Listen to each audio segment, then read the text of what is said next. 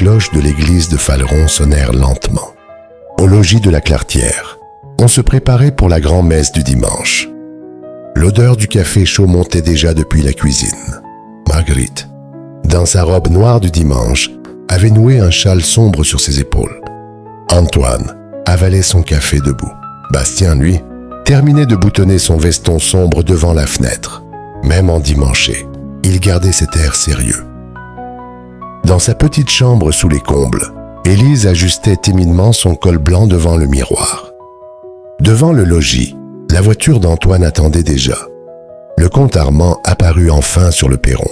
Comme chaque dimanche, sa présence imposait le silence. Évelyne de Belleville descendit à son tour, élégante, parfaite, un voile sombre posé sur son chapeau. L'église dominait la petite place, entourée des maisons basses et du vieux café. Les femmes murmuraient entre elles. Les hommes retiraient leurs casquettes. Dans l'église, l'air sentait l'encens et la cire chaude. Et au premier rang, comme toujours, la cousine Évelyne s'installa avec lenteur sur sa chaise réservée. Le comte prit place à quelques mètres du chœur, les yeux fixés devant lui. La messe commença. Le latin résonnait sous les voûtes. À la sortie de l'office, le bourg retrouva son agitation. Les enfants couraient sur la place. Les conversations éclataient enfin après le silence de la messe.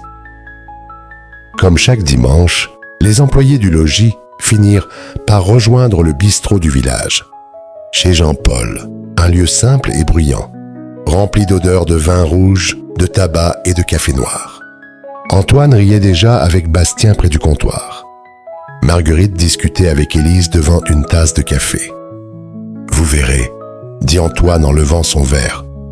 À Faleron, le dimanche commence toujours après la messe. Quelques rires éclatèrent. Même Élise sourit enfin. Mais pendant ce temps, le comte Armand avait quitté le village seul. La chapelle de Fréligné, à quelques kilomètres seulement. Le petit sanctuaire apparaissait entre les arbres, isolé au milieu des champs. Armand descendit sans un mot. À l'intérieur de la chapelle, la pénombre était presque complète. Le comte alluma un cierge, puis resta immobile devant l'autel. Ensuite, il reprit lentement le chemin du petit cimetière voisin.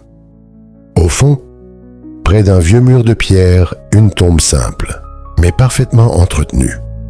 Armand s'agenouilla doucement et posa sa main sur la pierre froide. Ses yeux se fermèrent. Au même moment, au bistrot de Faleron, Élise observait discrètement un ancien journal accroché près du comptoir. Une photographie jaunie y apparaissait. Le cliché datait de plusieurs années. Et dessus, une femme souriait devant le logis de la Claretière. Sous la photographie, quelques mots étaient encore lisibles.